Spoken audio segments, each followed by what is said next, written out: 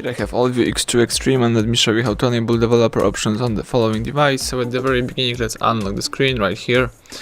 Let's find and select the settings, scroll down to the bottom of the list, choose about phone. Here let's find build number and let's tap a couple of times on build number. As you can see, you are now a developer, so we can go back and here let's tap advanced settings.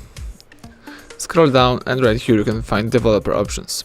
So now you can use all the features from the following list. For example, you can enable OEM Unlocking, so we can allow the device to be OEM unlocked. You may also enable USB Debugging if you would like to. Tap OK to confirm it.